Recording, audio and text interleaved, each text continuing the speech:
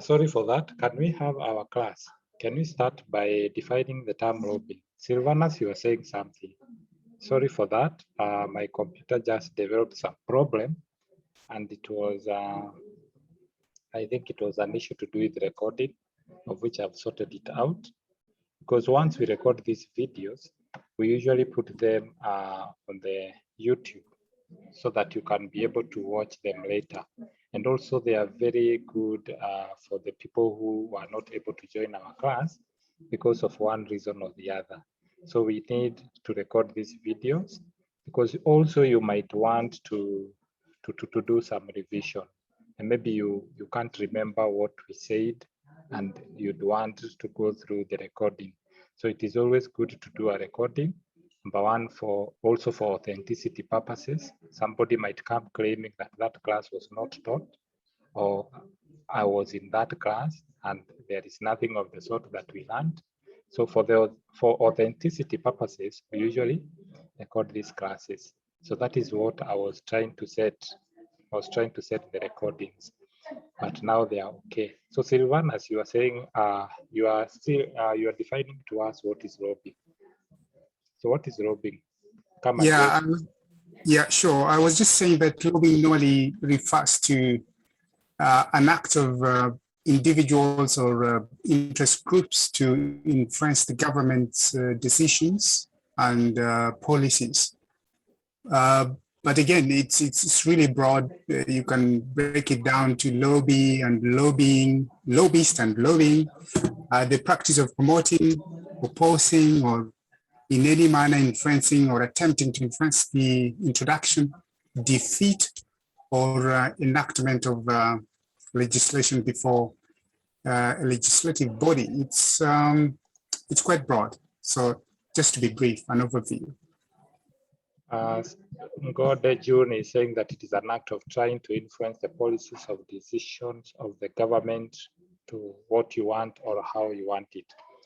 So allow me to share the screen. Thank you so much, Gode and Silvanus, for your contribution. There is also another one here. I can only see the registration number. It's a tactic someone uses to get what he or she wants without using force. That one is okay. At least that one gives me a glimpse of where to start. So allow me to share the screen, and then I can start from there. So I hope you can see my screen, those who can. I hope you can see my screen. So when you talk about lobbying,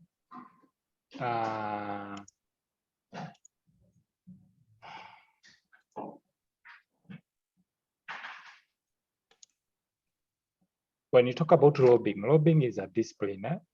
You need to know that it is a discipline within public relations. It's a discipline within public relations where the general intentions of the activity is to inform and influence the public policy and law.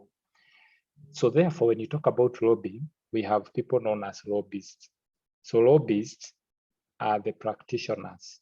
These are the practitioners. You can even call them PR practitioners or communication practitioners who execute a planned and sustained effort to deliver a specific objective within this broad profile of activity, because it's a lot of activities. When it comes to lobbying, there are so many activities that are involved. So lobbying services means activities which are carried out in the course of a business for the purpose of, number one, to influence the government, or number two, advising others how to influence the government. Advising others how to influence the government. When you talk about advising others how to influence the government, we are talking about representatives, because sometimes we might select representatives to go and represent us in the government arena or something of the sort.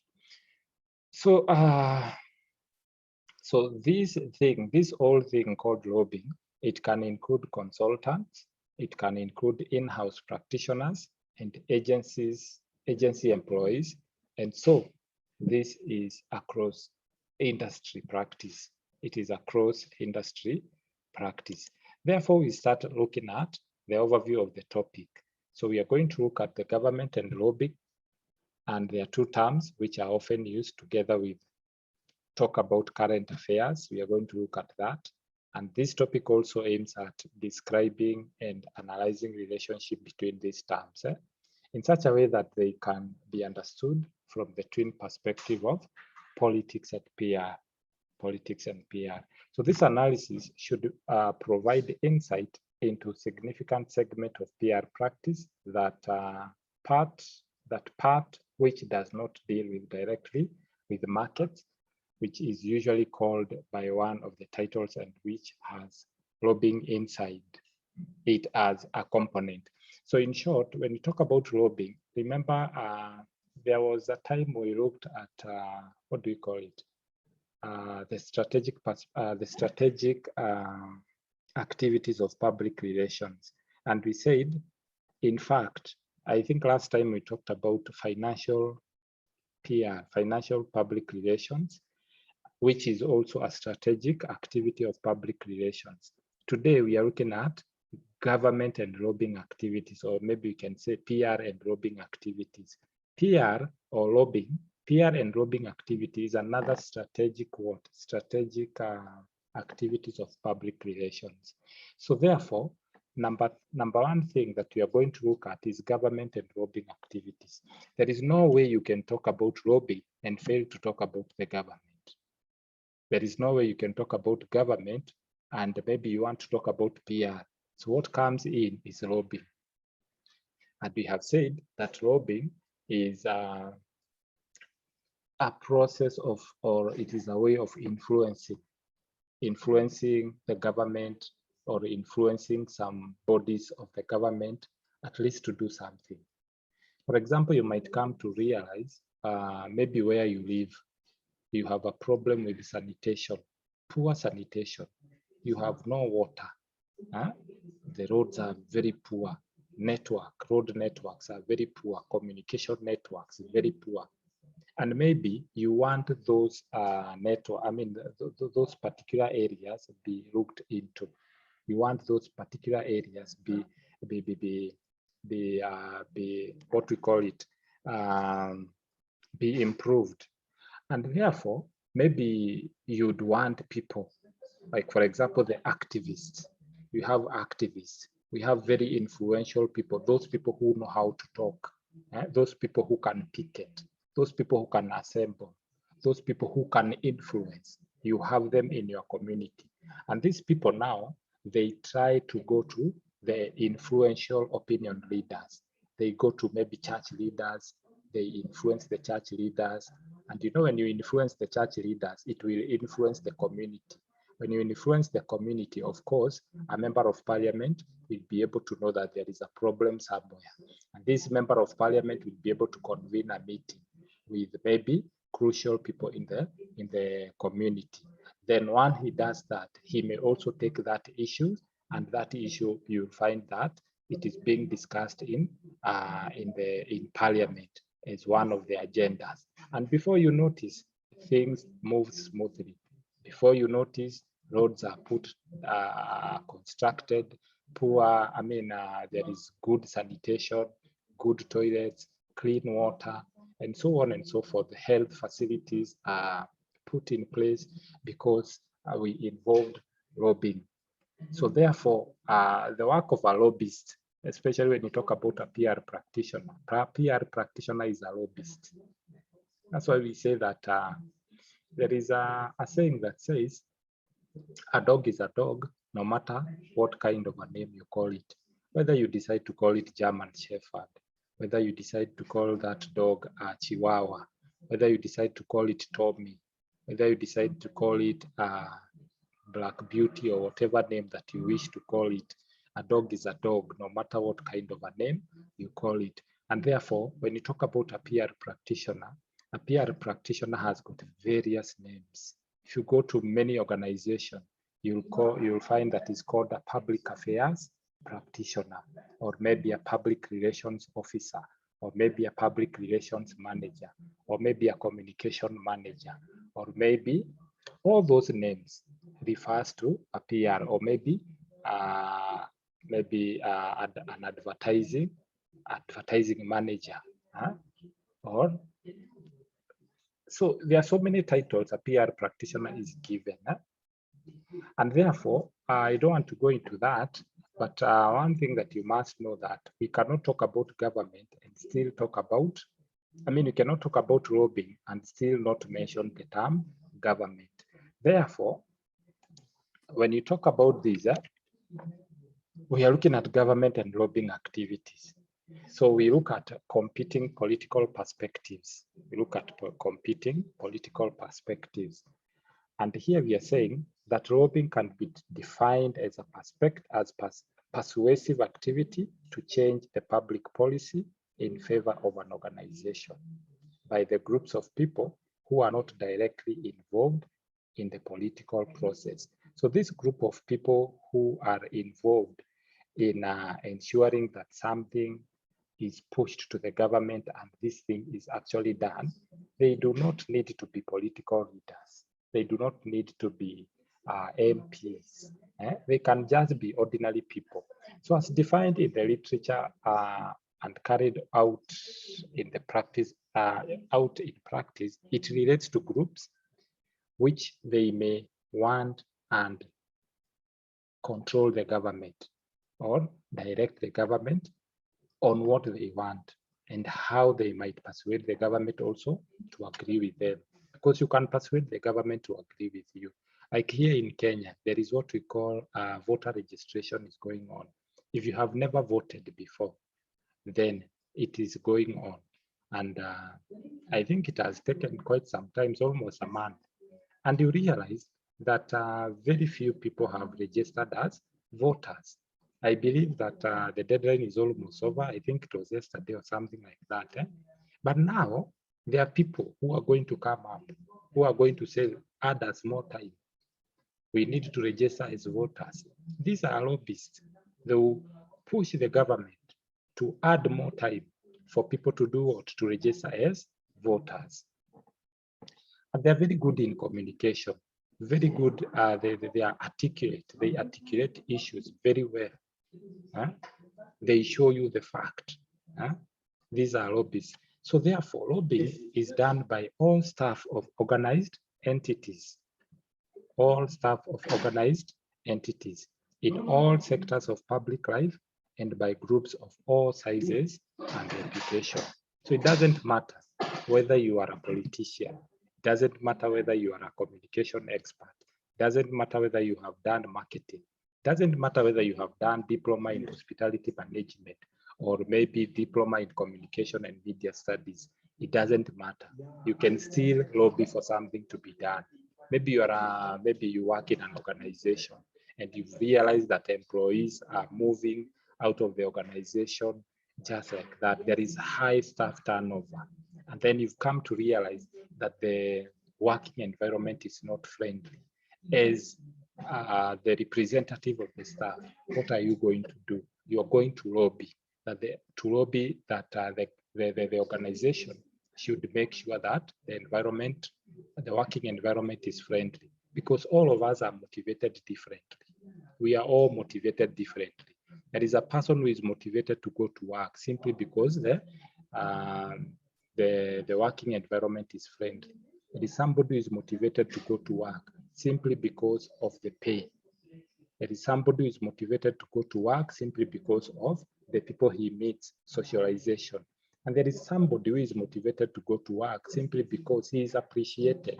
Every time he does something great, he is appreciated with a token of appreciation, or maybe he is noticed. So we are all motivated differently.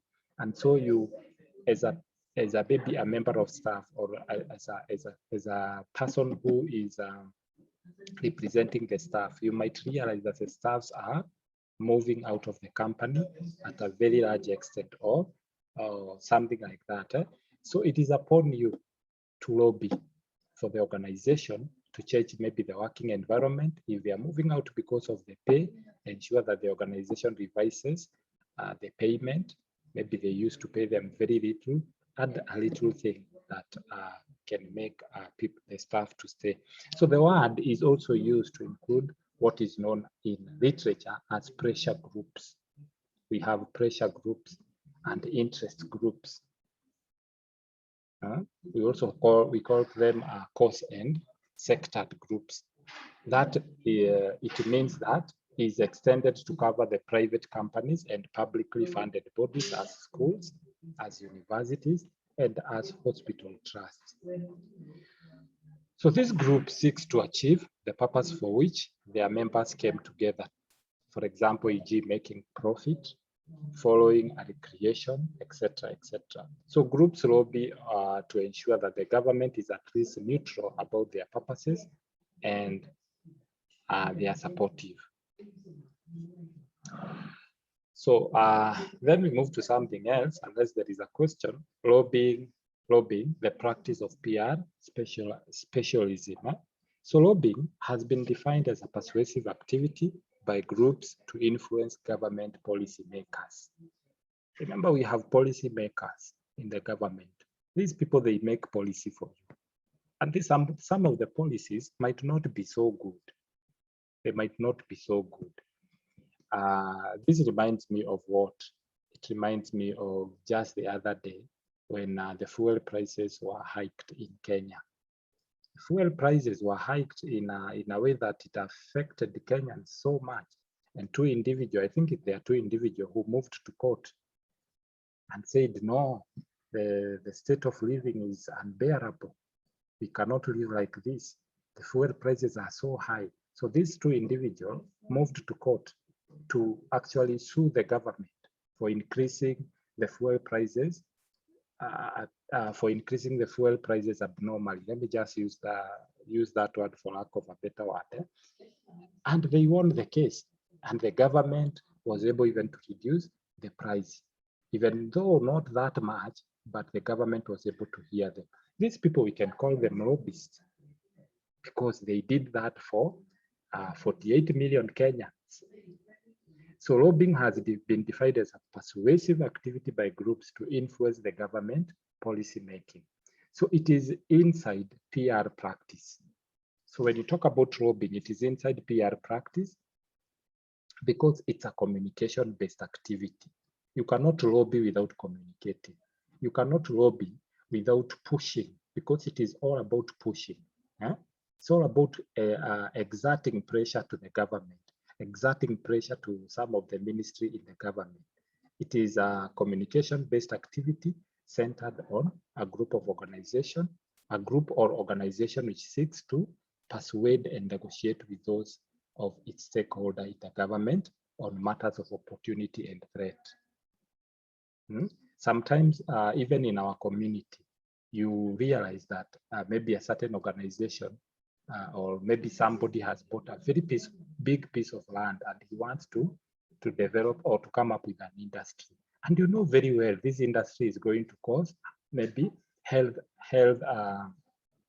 issues to the surrounding community. So what do you do as the people around?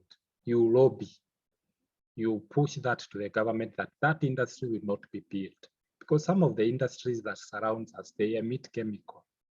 These chemicals also affect the ozone layers. And then before you realize, we have acid rain. Once we have acid rain pouring down on us, just know that everything has been affected, including the food that you eat, including the animals that eat the grass, and so on and so forth. So you'll find that you're suffering from a specific disease, maybe cancer, or maybe a disease that cannot be treated. And because of that, we can have lobbyists pushing the government that this industry should not be constructed there. It should be constructed very far away from the community because of A, B, C, D. And before you notice, the government might listen to you and might put that into consideration. So it is done by individual in one of two employment categories, in-house lobbyists, in-house lobbyists directly employed by the group and by hired lobbyists. So we can have our lobbyists. For example, when you talk about our organizations, Those organizations that have got PR departments within themselves, we say that they practice PR internally. And this one I have repeated so many times. Those ones that have got PR department within them, so they seek for PR services within the organization. We can actually say that they practice PR internally.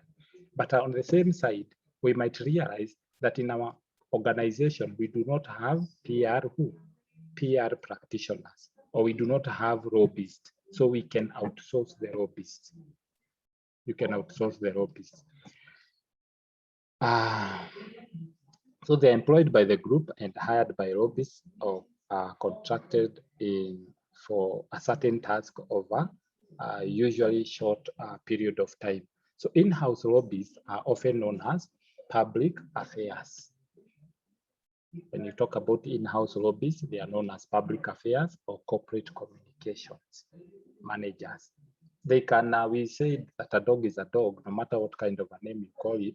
So they can be called any name.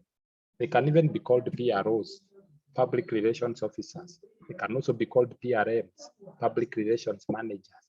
They can also be called PRA, public relations, or PRAM, PRAM, public relations affairs manager, and so on and so forth. Or they can be called communication practitioners, or communication officers. So a dog is a dog, no matter what kind of a name you call it. It doesn't change. It will not have two legs if you call it Tommy. The tail will not disappear if you call it what?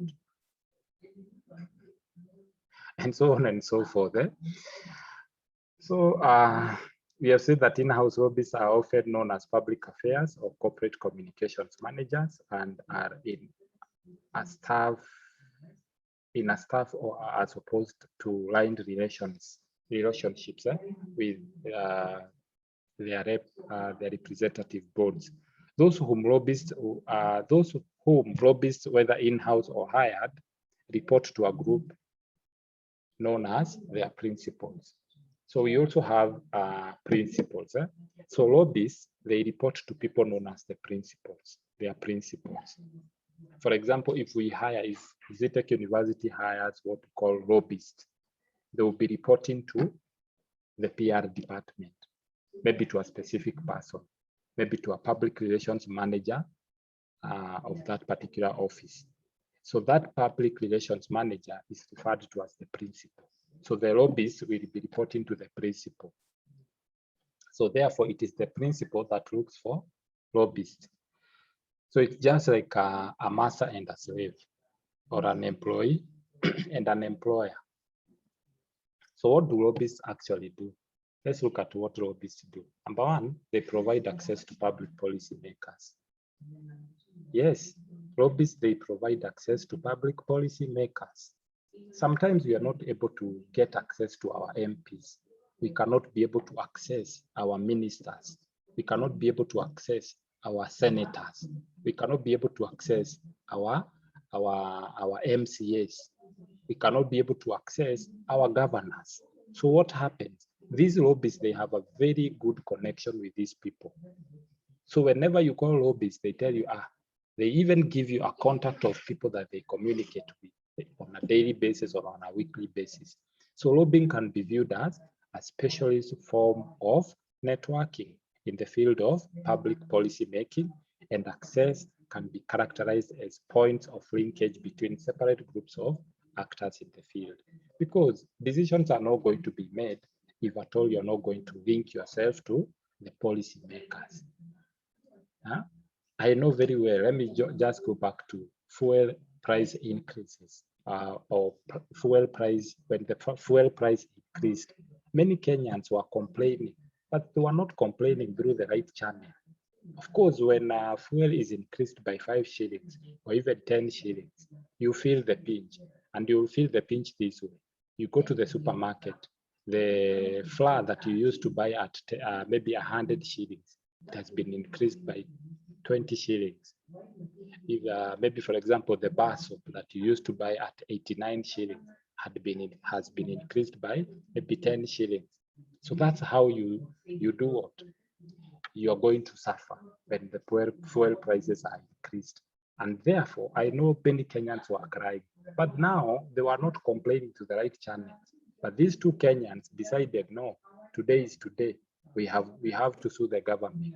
We have suffered enough. So they represented the 48 million Kenyans in the court of law, and they won the case. Again, from there, I think the court decided, because we have the Kenya Revenue Authority, which had planned to increase the fuel prices further.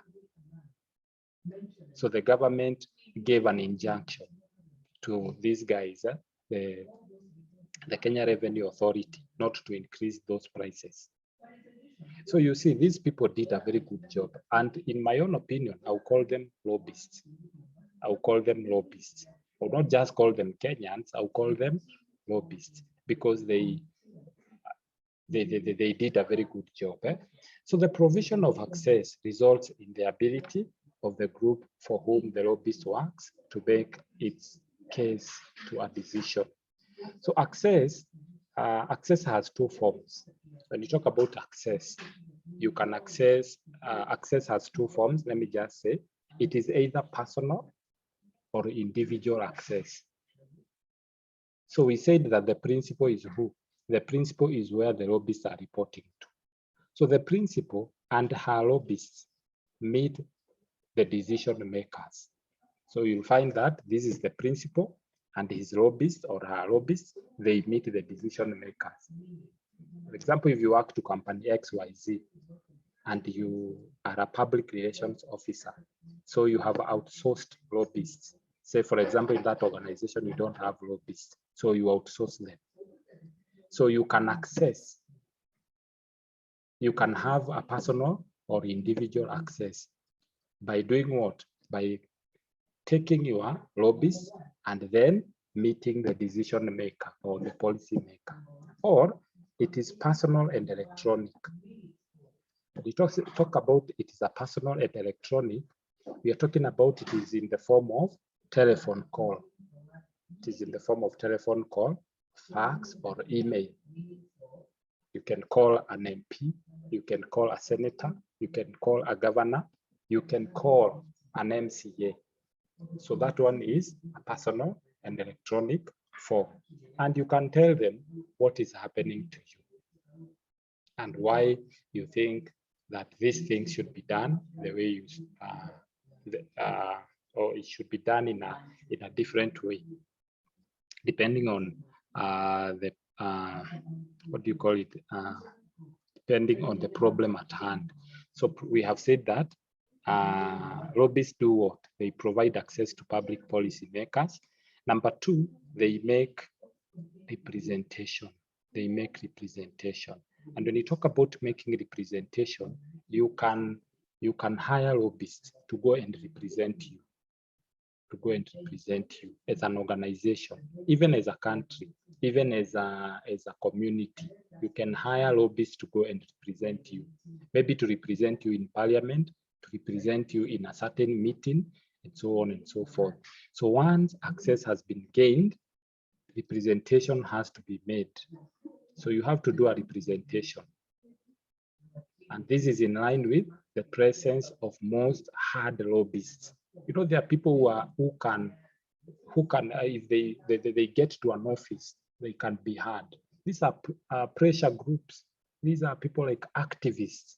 Huh? When they get into an office, the governor will listen to them because they are most hard and who do not want to be in the firing line of sharp questioning from ministers and civil servants in policy areas where the lobbyists are not experts.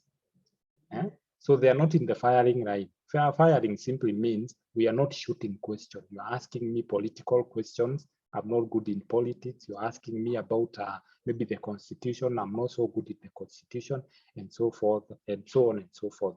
So these people are not in the firing line. They have just gone there to represent your issues. So one aspect of making representation or putting the case to decision makers is worth separate mention. Wherever the policy expertise come from the argument that is not in favor of the group, they must have several qualities. So we are saying one aspect of making representations or putting the case to decision makers is worth separate mention. So wherever the policy expertise come from the argument that it is that is not in favor of the group, then they must have several qualities. Number one, it has to be intellectual coherent. It has to demonstrate public interest dimension.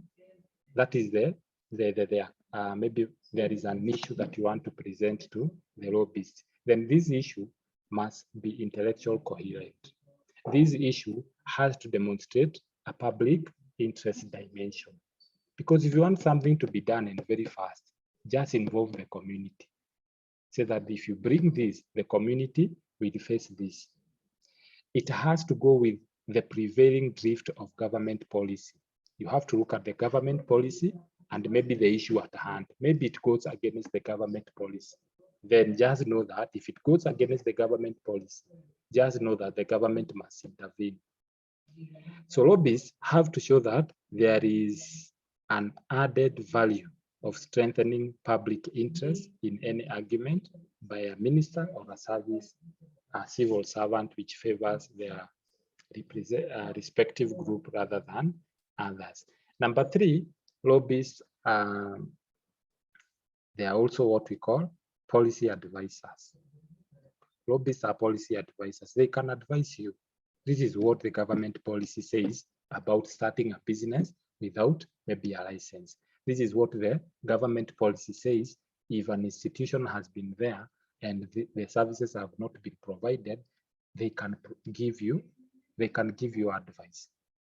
So many lobbyists are experts. That's one thing in their field, not in every other field. In their field, they are experts, and they are usually and they usually work for business trade association. They also work for trade unions. And the biggest trade unions in Kenya is KOTU. Those who are not aware, the biggest business trade union in Kenya is KOTU. So KOTU, trade union of pressure groups for a long time. So being a lobbyist gives the post holder an overview of the organization that he represents, and policy knowledge is relatively easy to come by. That's why we are saying lobbyists are also advisors. They can advise the company. They can advise you. They can advise the community. They can advise the media. They can advise the suppliers. They can advise even the distributors. They can advise all the publics of public relations. So this privileged position is usually mfunga kwa kichwa kabla ya kipindi cha kwanza, lakini Dominic Zobosai akasawazisha kwa mkwaju wa penalti wa muda wa nyongeza. Mkwaju huo wa penalti ulitolewa na VAR kwa kumchezea vibaya Presnel Kimpembe dakika ya 91. So if you make noise for us, I have no option. I'll just kick you out. The next time you'll be joining this class will be next week at 8. Because we know, I don't want to overemphasize on that point. If you make noise for us, we'll just kick you out. So we have said that lobbyists are policy advisors. They can advise you. They advise you. They can advise you. Can give you a very good advice before you take an action. Because sometimes we take action without knowing. Maybe sometimes you say, I know I'm right. I know my rights. But generally speaking, you don't know your rights unless you are advised by an expert. Of course, you know your rights. Of course, this is what the Constitution says, but there is also a policy. So these people called lobbyists, they are policy advisors. They can advise you on the direction that you can take. So therefore, lobbyists are PR practitioners, because we said the PR practitioner is the eyes and the ears of the organization.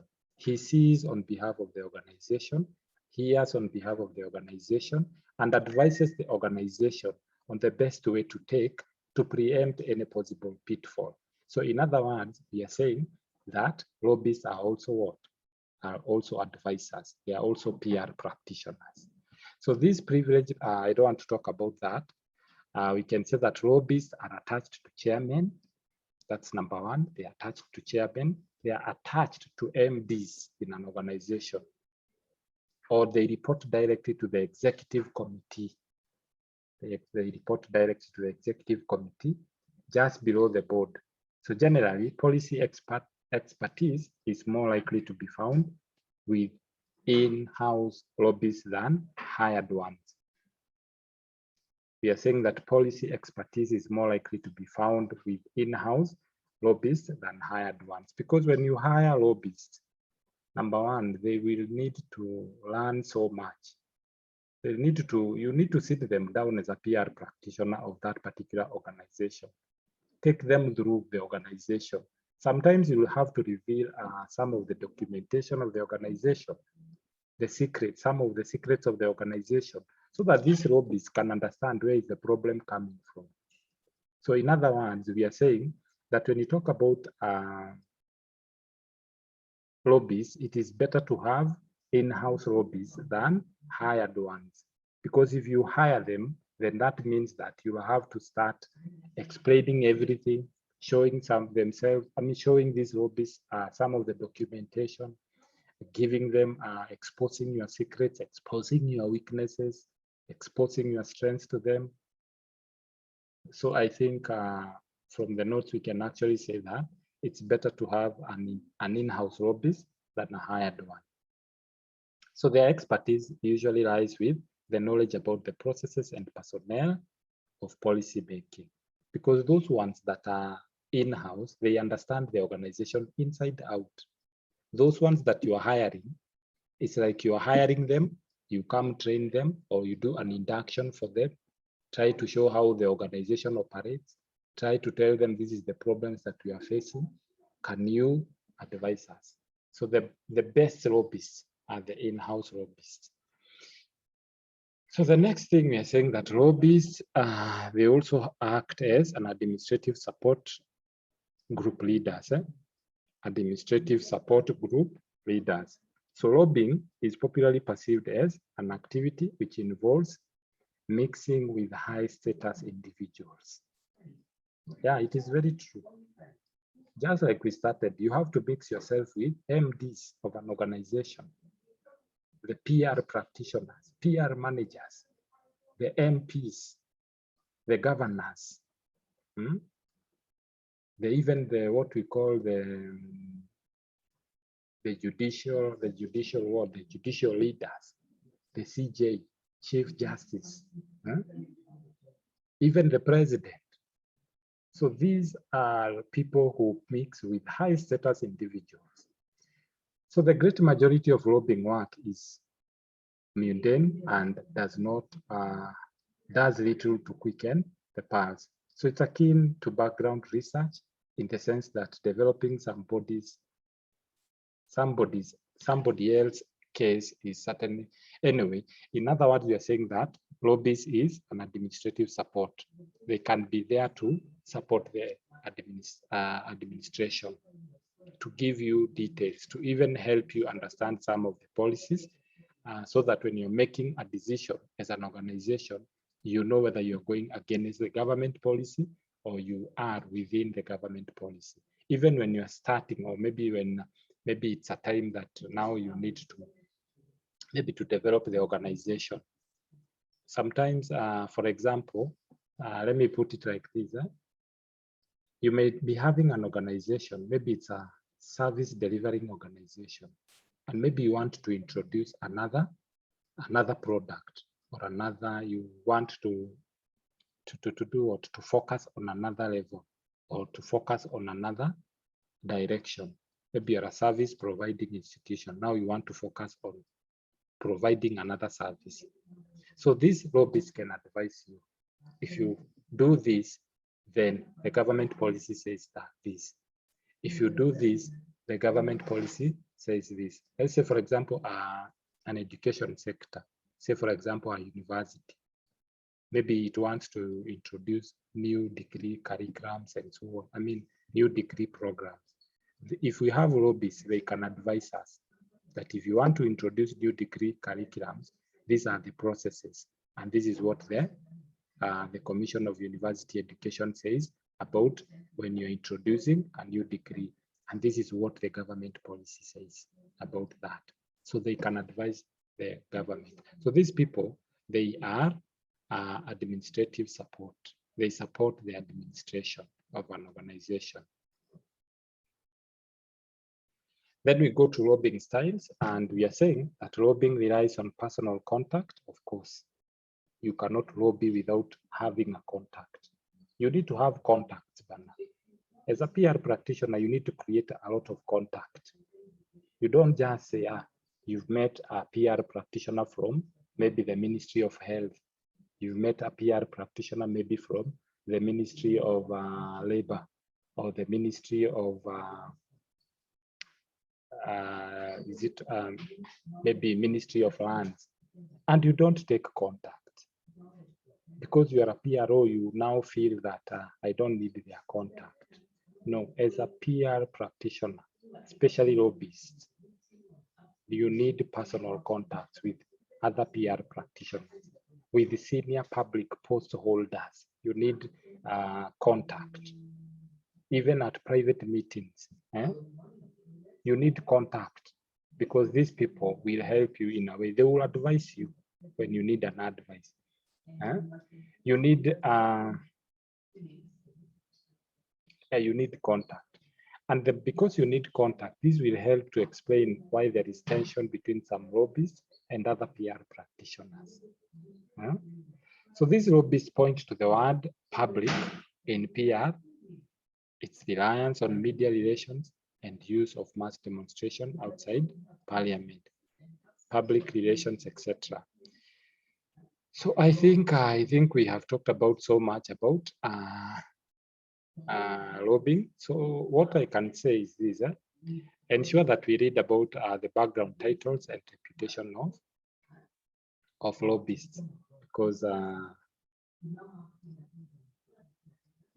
for example, you're being told here that I think this one is key. Let's go through this paragraph. We are being told the implication is that you could not lobby, you cannot lobby, in fact, without knowing the policy making system. You cannot lobby because you might end up lobbying in the wrong way. So you cannot lobby without knowing the policy making system, and it's personal first. So in-house lobbyists, they work under the title such as public affairs. Those in-house lobbyists, they work with the title such as public affairs, government relations, corporate relations, parliamentary liaison, while hired lobbyists work for firms calling themselves public affairs consultant, corporate communication specialists. You can see at the end of the titles. Let's start again. Hired lobbyists, because hired lobbyists are external. They are external what? External providers. So they are called, you will find that their title goes like this: public affairs consultant, or corporate communication specialists, or PR consultants, or political and regulatory advisors. So in other words, when you look at the last one, it can tell you whether this is an in-house or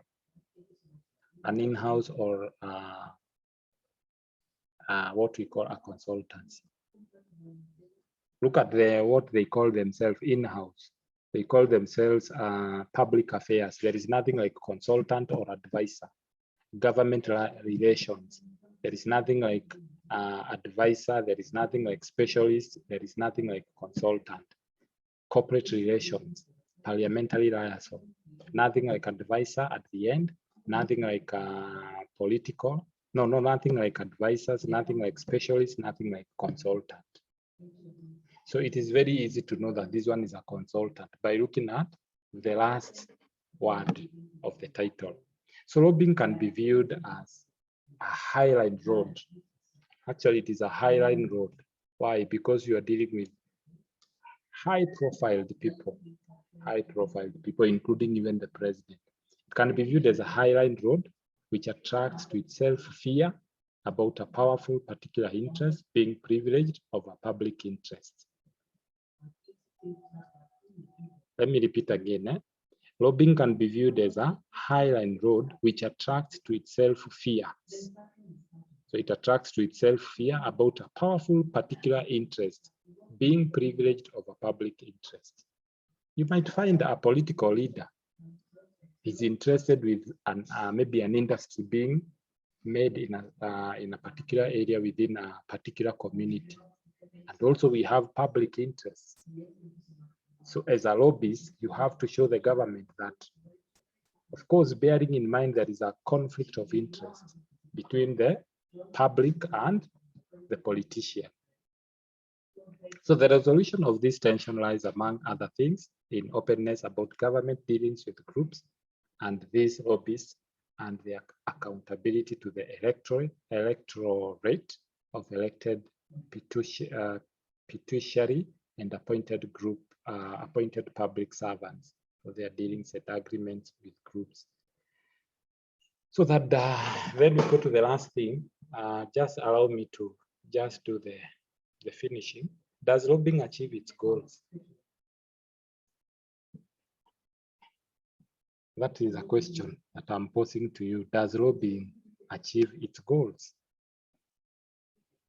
Can somebody answer that? Ask that question. Does lobbying achieve its goals? It's a question I'm posing and I'm asking, does lobbying achieve its goals? Somebody can answer us. What do you think? What is in your mind? Does lobbying achieve its goals? Yes, Why do you say yes? it does, because maybe like the people who lobby to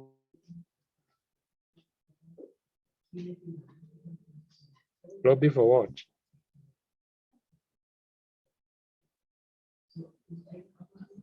lobby for fuel price to be reduced. They achieved their goal of advising the government to reduce the fuel price. So you've just given an example of that. Eh? Anyways, can we have somebody else? Does lobbying achieve its goals?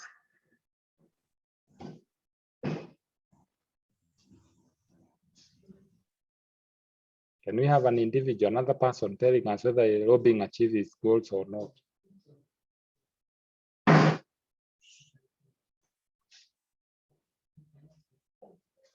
We are 90 students here. You can't tell me that hatuwezi kupata watu wawili ama watatu ambao watatuambia whether lobbying achieves its goals or not. We must have one person, one final person, one last person telling us whether lobbying achieves its goals or not.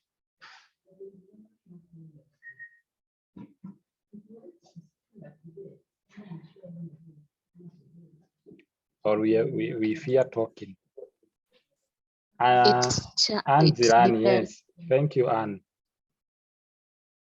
Go on. It depends whether it can achieve or not, because first we defined lobbying as the persuasive activity, change the public policy in favor of an organization. So maybe when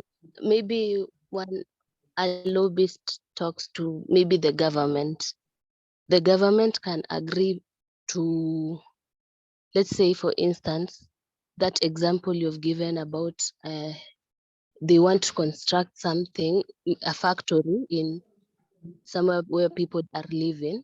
A lobbyist can talk to the government and tell them the place is not efficient for the building of the factory. So the government can hear the lobbyist or can choose not to hear. So it depends. Yeah, thank you.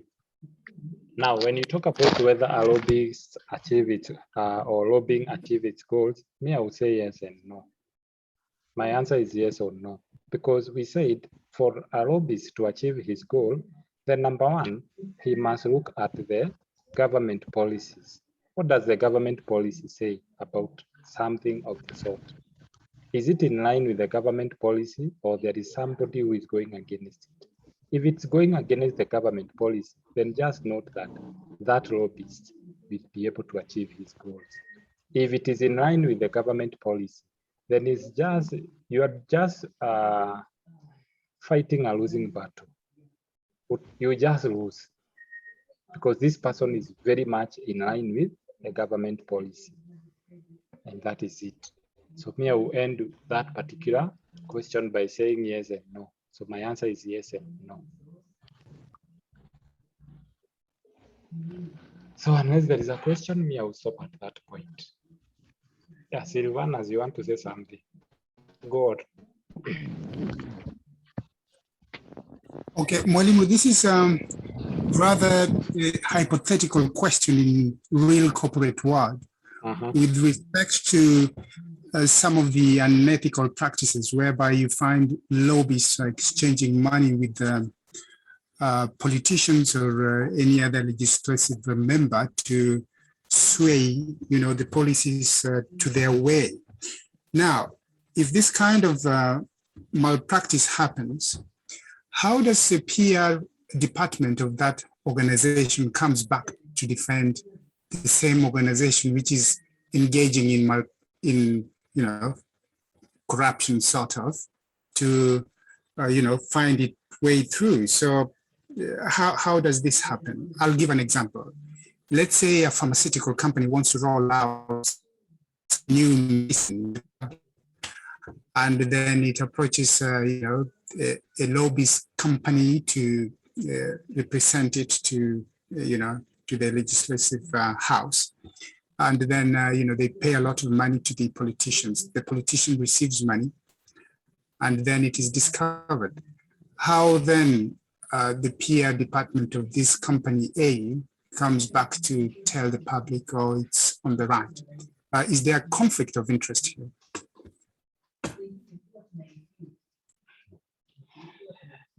When we talk about that question is difficult, because as a PR practitioner, you cannot beat the fingers. Is it bite the fingers, or maybe the hands that feeds you? So in other words, there is something that we learned some weeks back, and we talked about PR being able to do what we call not firefighting per se, but you as a PR practitioner, you need to be very careful. Again, you maybe you had seen this happening and you advised the organization. So it's not a time of telling now the organization, now you are on your own, I advised you. Now what you're supposed to do is try as much as possible. Because the moment, try as much as possible to protect the image of the organization. Remember, an image of an organization, maybe it has taken 100 years, maybe 50 years to build that image, to build the image. And now you are here, you want now to expose the organization to the media. So it's upon you, because again, it depends with your relations with the media. If your relationship with the media has been negative, then the media maximizes on it. For example, there is a certain MP in Kenya. He was an MP. I don't want to mention his name. And it happened that one of the newspapers, one of the national newspapers, defamed this MP. So this MP, in defamation simply means lowering someone's reputation or writing something wrong about a person that lowers his reputation, or that lowers his reputation or make him to be shunned off by the community. So this MP reported the same to this particular media house. So the media house, what they're supposed to do legally, they're supposed to offer an apology. Once they offer an apology, then they need to give an offer. Excuse me.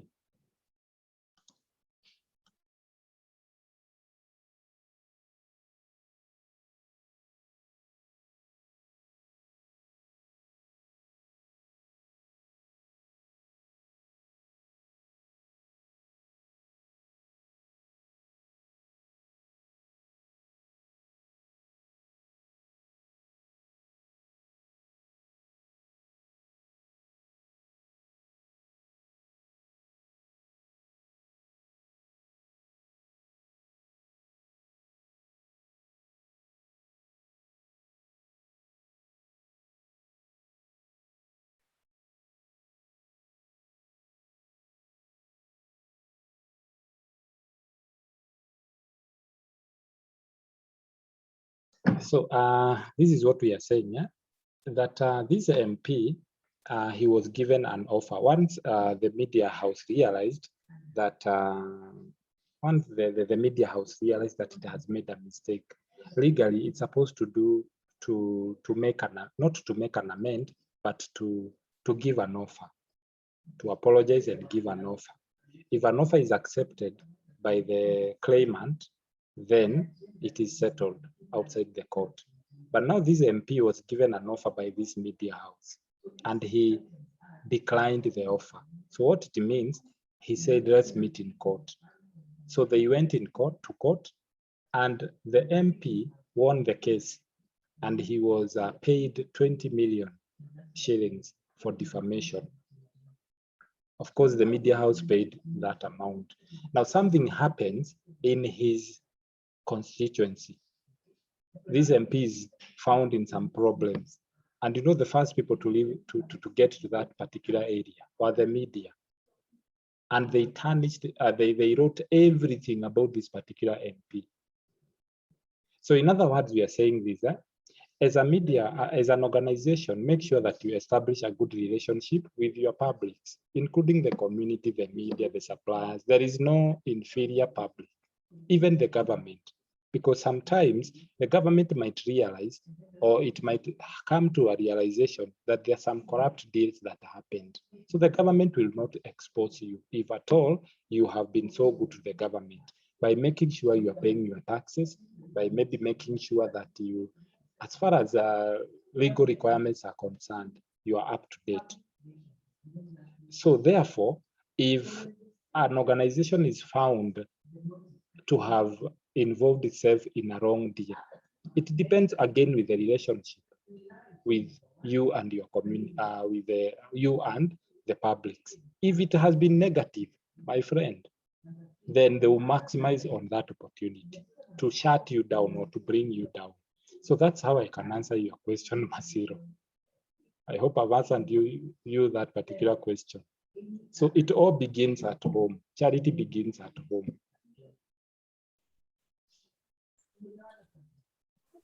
I concur with you to that Yeah. respect.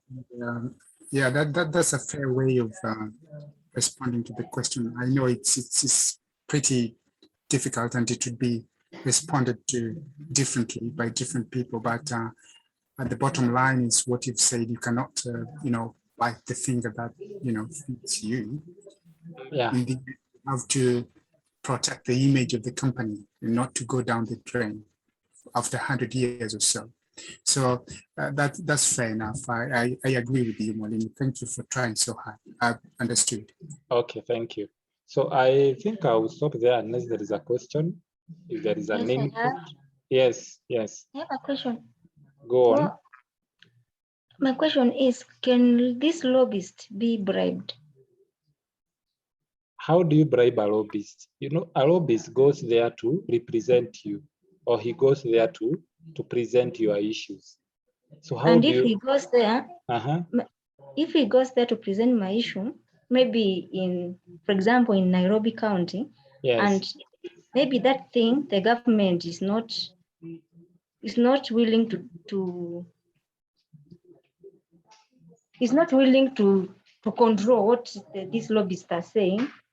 When they go there, you find it's like, can you keep quiet? Can we end this thing? Then everything goes silent. Now my answer will be like this: anybody can be bribed. It all depends with the person's character. You know, when you talk about a person's character, it depends on the integrity of a person. Anybody can be bribed. Even the government officials can be bribed. Even the MPs can bribe the lobbyists. Maybe you have gone there and maybe the company that is about to be built in the community belongs to an MP. And then we have the lobbyist here.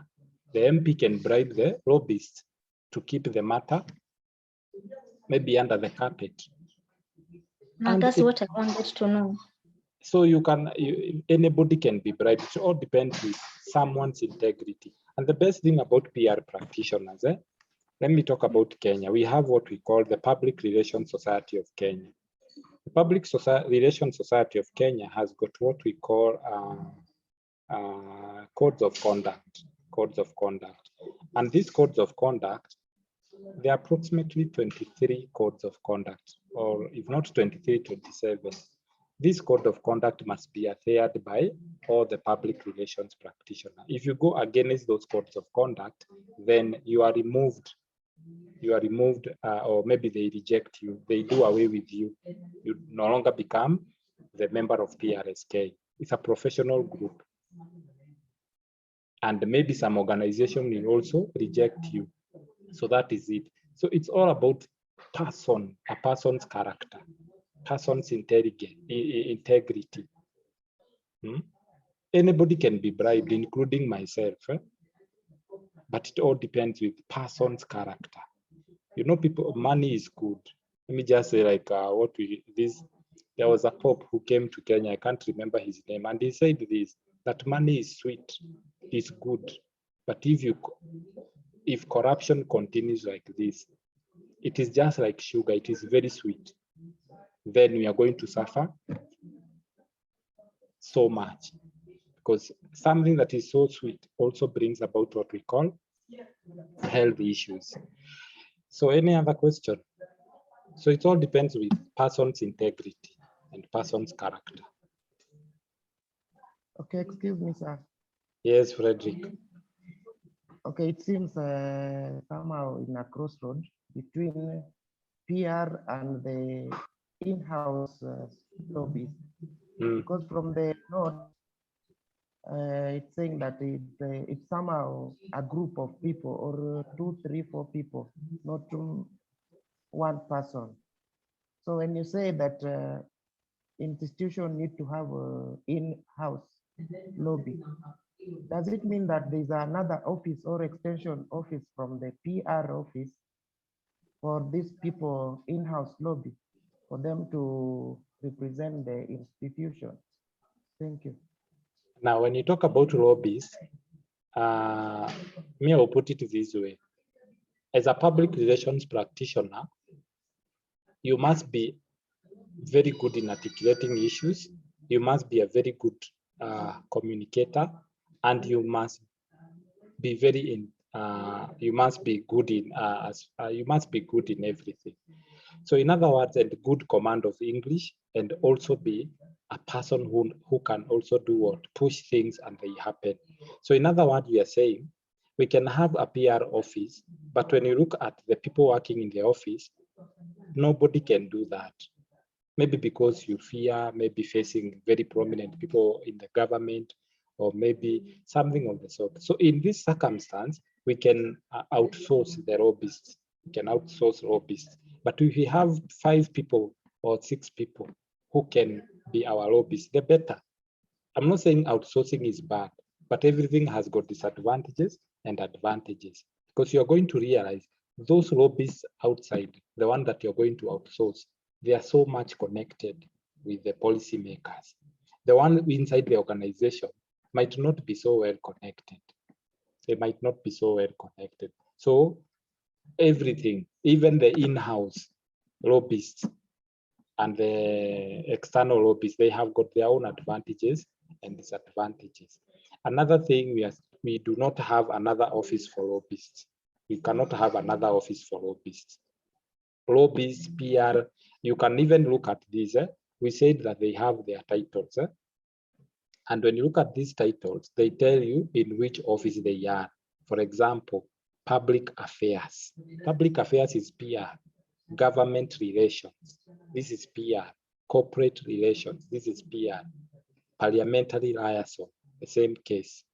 So they all sit in one office, or maybe we can say in one department. They might not be specifically in one office, but they might be in that under one department, which is maybe communication or maybe PR. I hope I've answered your question. Any other question or any input, any compliment, any complaint? Compliment, complaint, question? So because there is no question, then allow me to stop at that point. Allow me to stop at that point. But before we stop, always there are some activities that we do. Let me go back to my activities.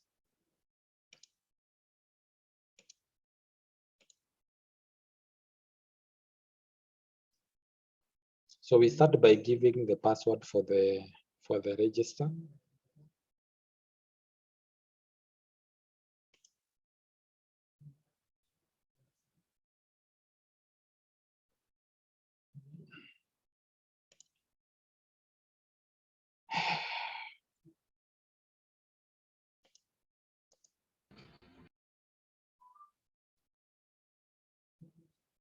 And I've come to realize that some people don't know how to use that password. Some are using capital letters, others are using small letters, and you find that it becomes difficult for you to take your register. So I've already shared the password for the register, so you can take your register. Apart from that, we have activities of the day. Okay, something else. Before we go to the activities of the day, I gave assignment 2. Assignment 2 expires today at 5.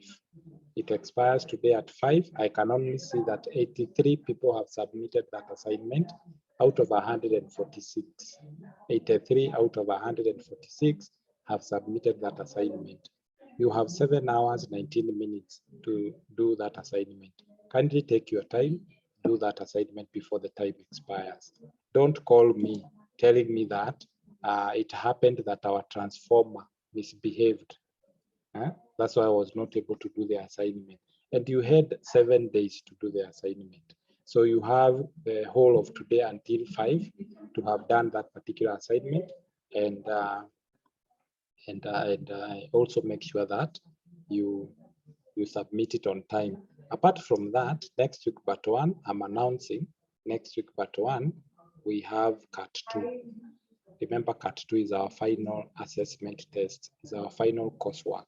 So next week part 1, we have assignment, no, CAT 2. So CAT 2 will be done next week part 1, and it will be out of 15 marks.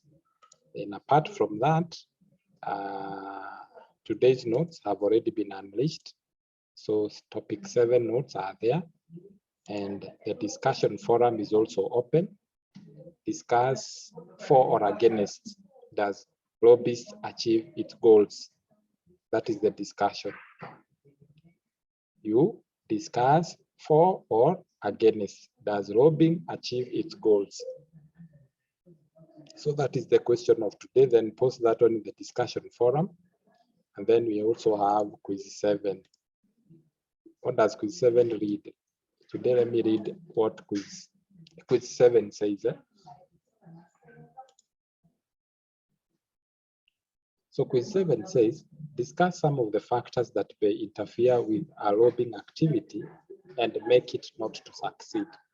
Discuss some of the factors that may interfere with a lobbying activity and make it not to succeed. So that is the quiz of the day. So unless there is a question, I'll stop at that point. I wish you all the best.